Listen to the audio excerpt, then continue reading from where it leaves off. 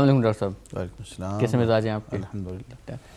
پچھلے پروگراموں میں آپ نے حقوق اللہ اور حقوق العباد کا تذکرہ کئی مرتبہ کیا مختلف موضوعات کے حوالے سے، اور ہمیں بے شمار خطوط موصول ہوئے کہ آپ اس کی بھی وضاحت کریں اور تفصیلی طور پر ایک پروگرام جو ہے وہ اس کے بارے میں بھی کریں، کیونکہ در حقیقت حقوق اللہ اور حقوق العباد جو ہیں، یا خاص طور پہ حقوق العباد، وہ تو ہمارے سوشل بائی لاز ہیں، اور اسی سے معاشرتی اقدار کا پورا پس منظر واضح ہوتا ہے کہ اسلام جو ہے وہ لوگوں کو، مسلمانوں کو کیا سجیشن دیتا ہے کہ وہ اپنی سیوک لائف جو ہے اسے کیسے گزاریں.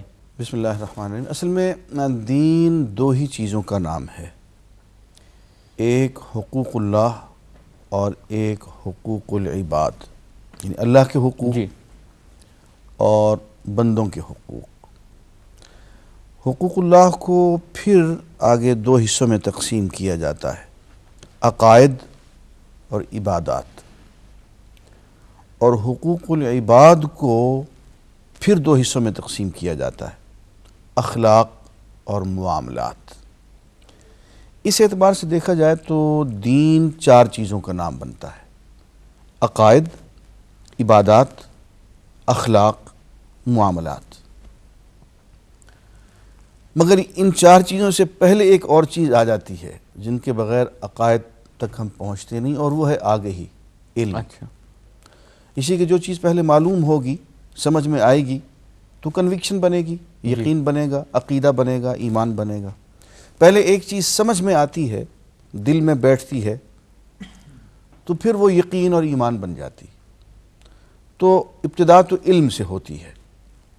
وہی بات جو سوکریٹس نے کہی تھی کہ نالج از دی ورچو، اصل جو نیکی ہے وہ علم ہے. علم سے ہم چلتے ہیں، عقیدے کی طرف آتے ہیں. عقیدہ جب پختہ ہو جاتا ہے تو اللہ کے سامنے انسان کو جھکا دیتا ہے. عبادت، اعمال عبادت شروع ہو جاتے ہیں. اللہ تعالیٰ سے جب تعلق پیدا ہو جاتا ہے تو ایک مزاج بنتا ہے، اس کو ہم محبت والا مزاج یا مامتا والا مزاج کہہ دیتے ہیں. مثلا جو بات اللہ کے بندوں کے لیے، نمازیوں کے لیے خاص طور پہ جو کہی گئی، اہل ایمان کے لیے قرآن مجید میں سورہ الحشر میں، کہ یؤثرون علی انفسہم ولو کان بہم خصاصہ. خود بیچارے بہت پریشانی میں ہوتے ہیں، تنگی میں ہوتے ہیں، غربت و افلاس میں ہوتے ہیں، لیکن دوسروں کے لیے ایثار کرتے ہیں، اپنا لقمہ دوسرے کو دے دیتے ہیں. اپنی ضرورت پورا کرنے کی بجائے دوسرے کی ضرورت کو پورا کرنا وہ زیادہ مناسب سمجھتے ہیں. یہ ایک ایثار کا جذبہ، قربانی کا، محبت کا، مامتا کا جذبہ اس شخص کے دل میں پیدا ہو جاتا ہے جس کے دل میں اللہ کی محبت ہو. اچھا، یہ ایک فطری بات ہے کہ جب اللہ سے محبت ہوگی تو اللہ کی ہر مخلوق سے محبت ہوگی، کیونکہ اس نے بنائی ہے، اس نے بنائی ہے.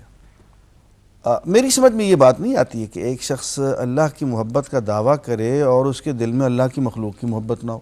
پہلی بات جس طرف سے دین لاتا ہے وہ اللہ کی محبت ہے. اللہ کی محبت کے فوراً بعد جو چیز بھڑک اٹھتی ہے وہ اللہ کی اس مخلوق کی محبت ہے جس سے اللہ کو سب سے زیادہ محبت ہے، اور وہ رسول اللہ صلی اللہ علیہ وسلم کی ذات گرامی. جی.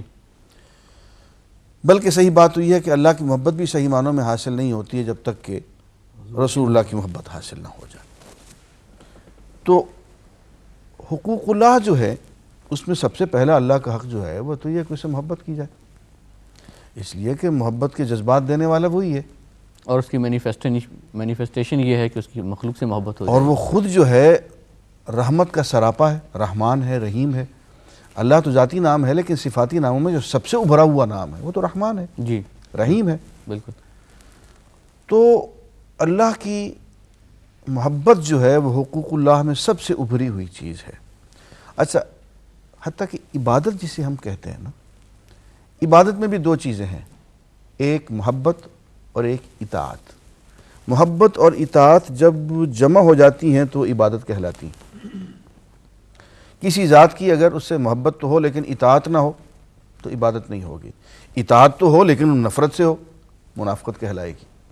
درست. جب دو چیزیں جمع ہو جائیں، محبت بھی اور اطاعت بھی، تو اس کو ہم عبادت کہتے ہیں. تو پہلا تو اللہ کا حق یہ ہے کہ اس سے جی بھر کے محبت کی جائے اور اپنے دل کو کھول دیا جائے اس کی محبت کے لیے، اور دعا مانگی جائے اس سے کہ اے اللہ ہم تیری راستے میں آ گئے ہیں، تجھ سے پیار کرنا چاہتے ہیں، ہمارے دل کو اپنی محبت سے بھر دے. تو اتنا تو دیکھا ہے، اور اس کا بھی یہ دعویٰ ہے کہ ذرا سا ہم اس کی طرف بڑھیں تو وہ ہماری طرف بہت اپنی زیادہ محبتیں نچھاور کر دیتا ہے. یہ تو اس کا دعویٰ بھی ہے اور تجربہ بھی یہی ہے، مشاہدہ بھی یہی ہے. تو اس میں اللہ کی محبت کے راستے سے ہم پھر مخلوق کی محبت کی طرف آتے ہیں.